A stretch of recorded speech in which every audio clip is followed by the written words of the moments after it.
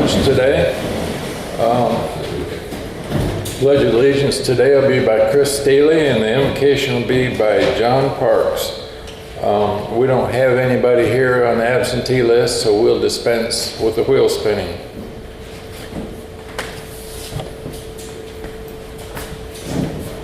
Pledge allegiance to the flag of the United States of America and to the republic for which it stands, one nation under God, indivisible, with liberty and justice for all.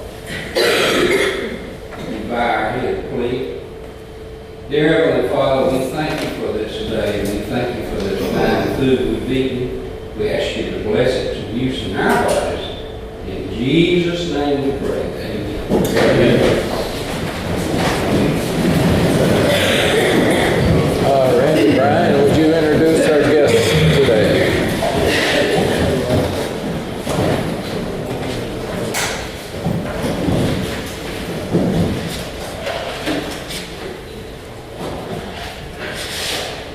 Randy? Guests, please. Bob, you gonna play Dave? Yes, I do. Okay. Bob Bennett didn't get Dave Harrell, and the rest of them, you gonna play them? Yes, I will. Jenny Sellers, Christina Payne, And you're my Brian. lovely wife Sherry, and my daughter Mary. She's pro. She is. And you gonna introduce her? I will.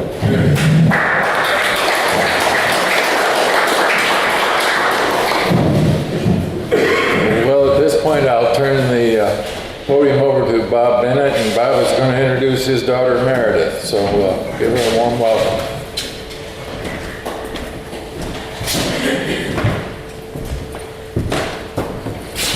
Thank you, Bob. Last Father's Day, Meredith got on an airplane and flew to Bogota, Colombia, and spent 5 months over there on a teaching fellowship, teaching English to Spanish-speaking teachers and students. And before she took the trip, she promised me that I would get at least 2 Rotary programs out of it. And I had a pre-trip program not quite a year ago. And today, Meredith has come back and she's going to show us a few pictures and talk to us a little bit about her trip to Bogota. Help me give a warm Rotary Club welcome to Meredith Suzanne Bennett.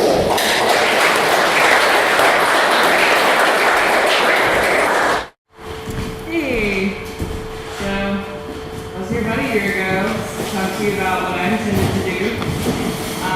Last time I was here, I was a big bundle of nerves because I was about to move to another continent, leave the country for the very first time, and stay gone for a while. But this time I just have some pictures. I'm just gonna show you all a little bit about what I did. I told y'all already about the program that allowed me to do this exchange. My exchange is facilitated through a program called ISEC, and my host program was Heart for Change, and that is a Colombian volunteerism organization. They bring international volunteers in, and I think they're doing some really awesome things in Colombia right now. Let me share a little bit of that experience with you. So I flew into Bogota and I did my training in Zipaquira, and this title slide is just a picture of where I saw Rotary International, the Rotary symbol in front of a monument. I just thought I'd share that with you guys when I came back. And this is in the Salt Cathedral in Zipaquira. It's one of their proudest places. It was originally made because the miners in salt mines, a lot of them would, have accidents, many of them fatal, so they felt a lot better about going down into the mines after they made it into a place of worship. So they have all these beautiful crosses and architecture done underground in the salt as a cathedral. And there's that. So people get married there. It's very cool. And this was my reception from the President of Colombia. Casually, he came spoke with us, the teaching fellows. He was actually in the middle of some negotiations with Cuba, and he put that on pause and he came and talked to us because that's how much they're investing in the education right now. A country that is wrapping up a 50-year civil war is actually spending more in the course of the year on their education than they are on defense, which I think is pretty cool. So that's him in the middle.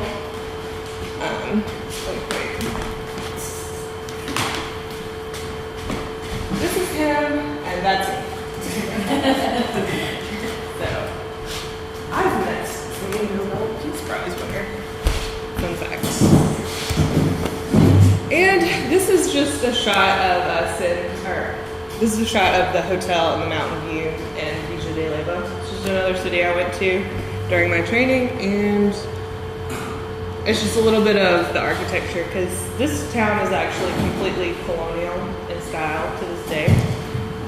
Basically like a homeowners association would like make sure that they stay completely historically preserved as a beautiful colonial city. And as you can see, like all the grounds and stuff are cobblestone, which was difficult to walk on, but it was really cool because they have horses coming through and it's a really nice view. This is all the people in my program who are in my particular placement city in Manizales. The guy we're holding right there is actually our regional coordinator, Travis. He was like a really good support system for all of us while we were there. He'd been living in Manizales specifically for about 3 years, so he knew all the ins and outs and how to make sure we were taken care of. And this is all the females from my trip. We bonded a lot just because, you know, living as an expat in a foreign country is just, it's unlike anything ever, really. I'll never feel that special again. Walking down the streets, you get stared at. Not necessarily a bad or creepy way, just like, you know, especially in Manizales where it's not a huge city, so their tourism is just very small. It's projected to increase, but most people I met had literally never met a foreign person before. So the way that I spoke, the way that I moved, the way that I dressed was just extremely fascinating to everyone. They'd be like, say something in English, and they'd just stare at me. And then they'd be like, say something in Spanish.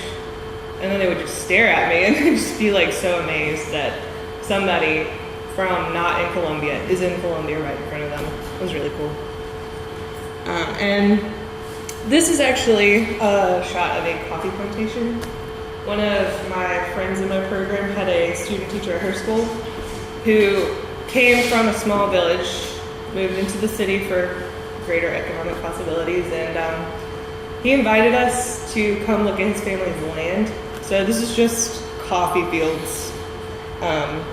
This is not like a legitimate tour that we went on. This is just, we were walking on the side of a mountain where they grow coffee. So as you can see, that is not meant to be walked on.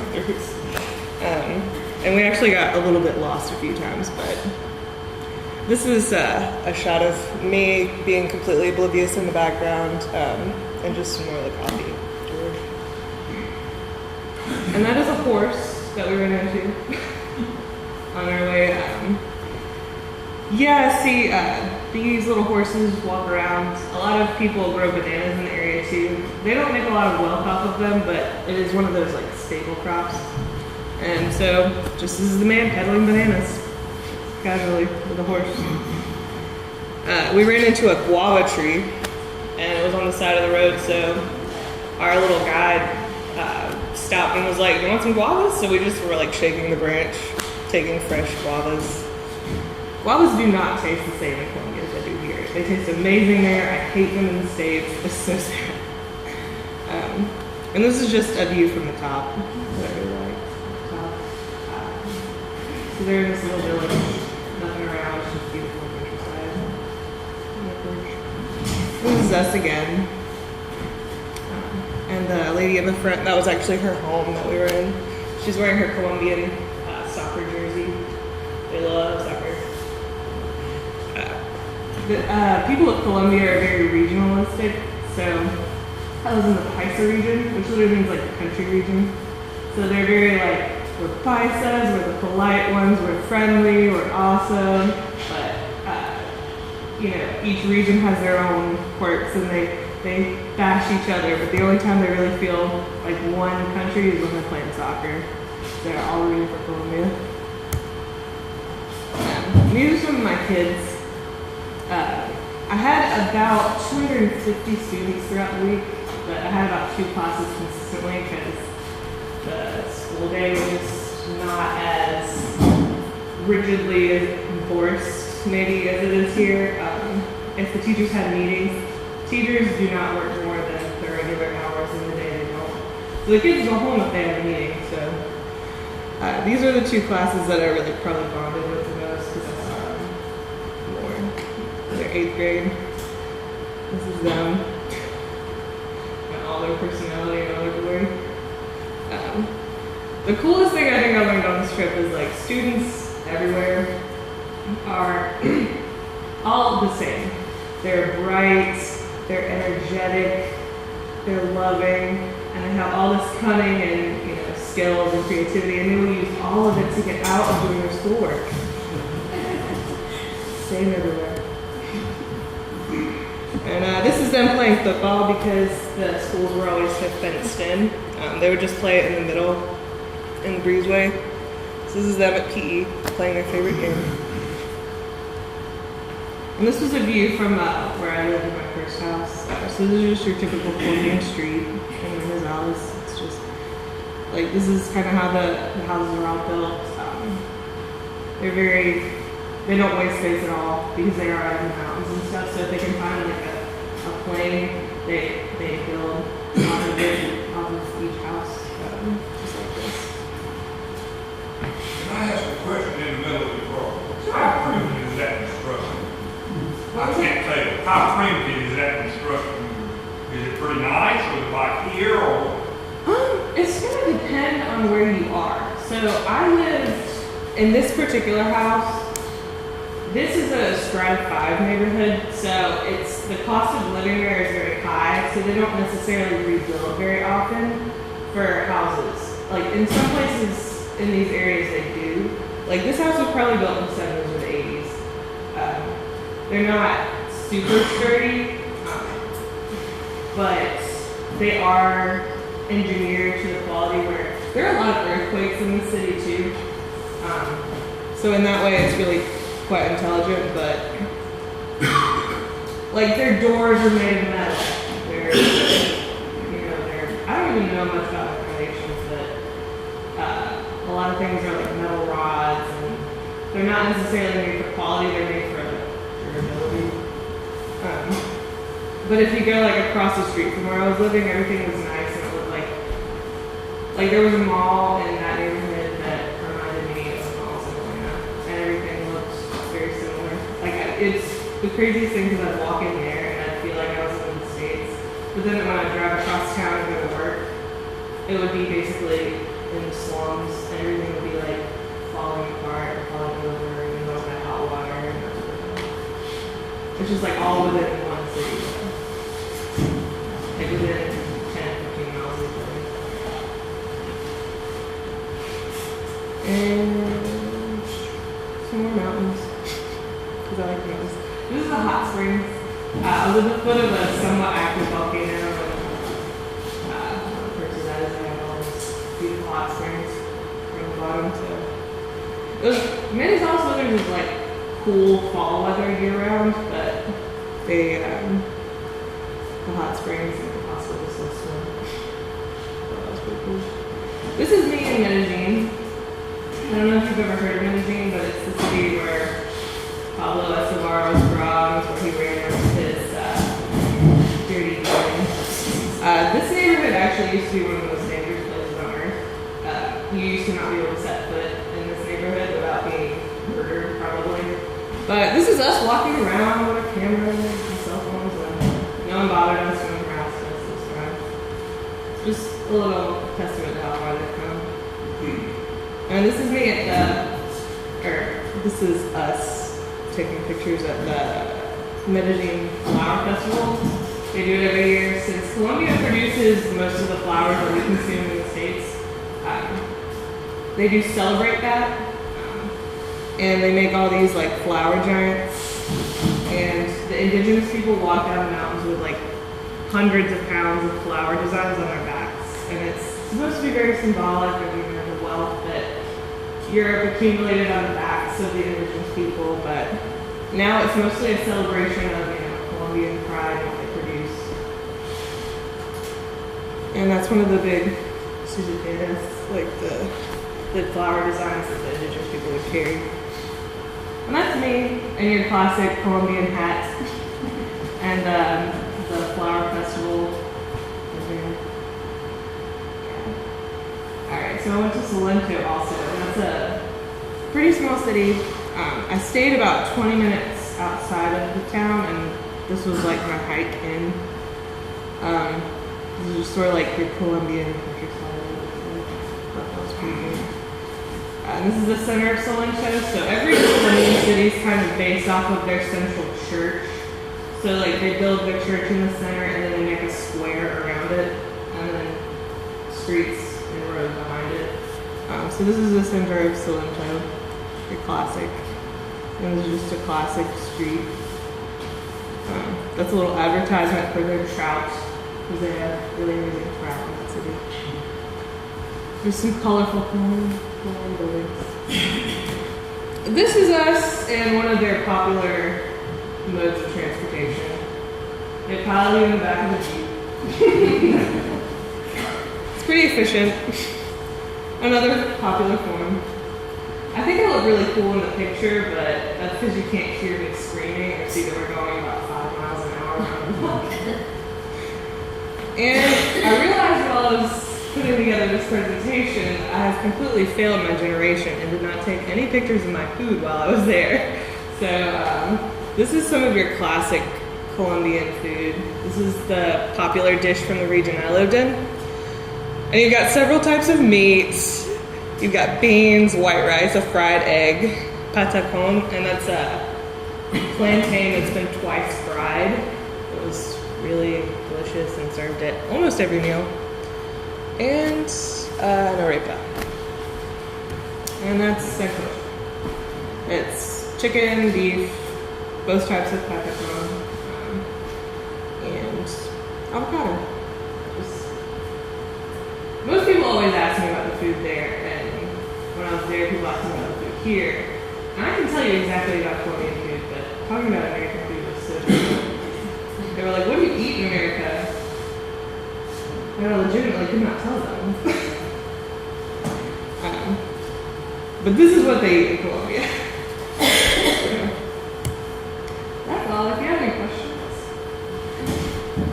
I don't think I stayed. There you go. Meredith, I'm sure in big areas, technology is very similar like it is here with smartphones and all that. What about the more remote areas? Do a lot of people have cell phones, or what's the technology like?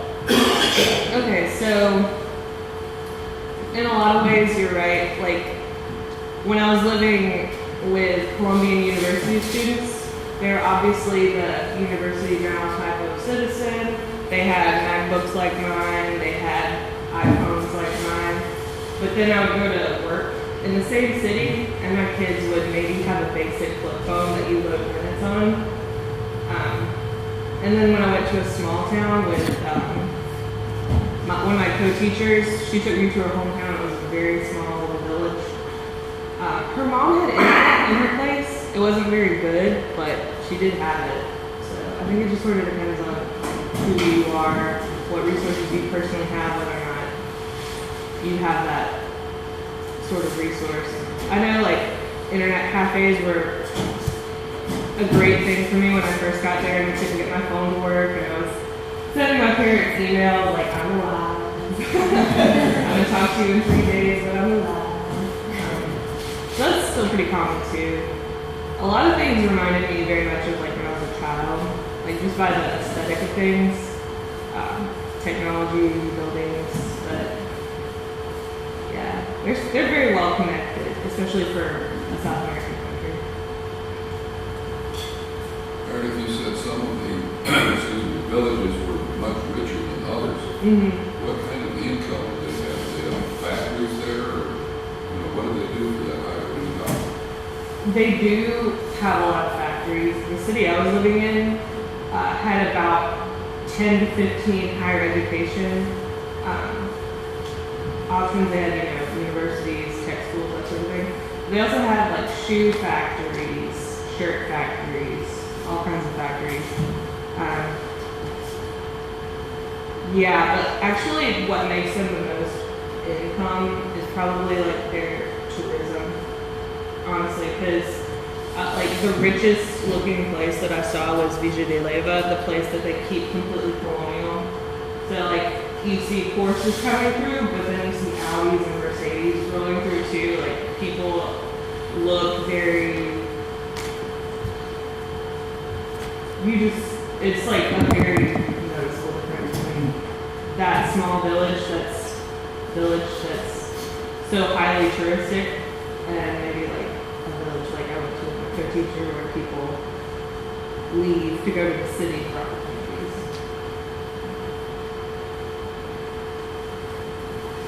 And What about the drug situation in Colombia? Did you see much of that? well, when I was first going to Columbia, when I was talking to one of my co-teachers about my school and some of the social problems that our students face, he was telling me like a lot of the students do drugs and that's one of the problems they have is like they smoke marijuana and he was like trying to gesture like I was like, oh, they do cocaine, and he was like, oh, what? No. Like, why would that be a thing? And he was saying they puff blue. That's what he was trying to say. It's a very political idea, drug consumption in Colombia. It's very highly frowned upon to do cocaine because it has funded their civil war for the past 50 years. So generally the public opinion of cocaine is very, very negative. A lot of them, I did see people on the streets like doing other things, but other than that, I've never encountered anything like that's kind of counterintuitive, but most of that stuff sort of moves northward. I didn't hear what you said that cocaine is sponsored their civil war. Mm-hmm. Which side is sponsored? The rebels or The rebels. Yeah, the rebels they're not a very educated class of people, really. And that's how they funded their side. That's how it went.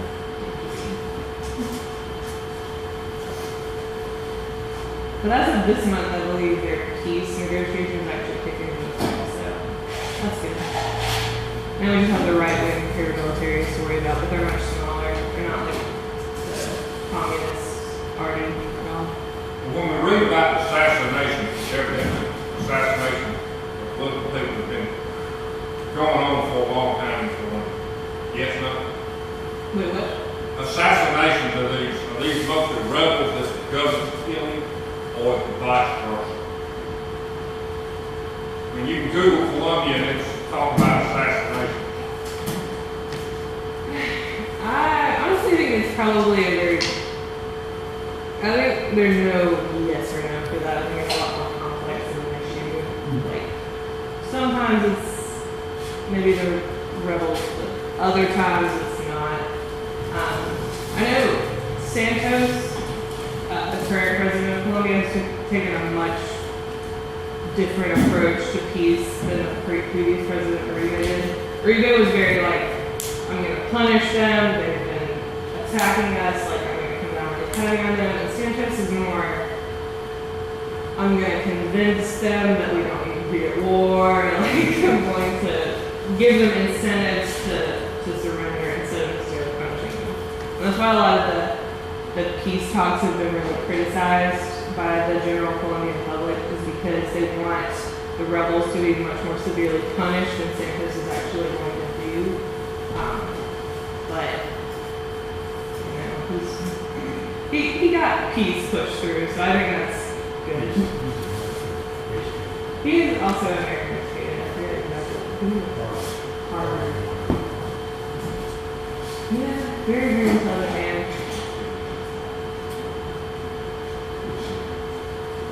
I'm kind of what president? Anything else?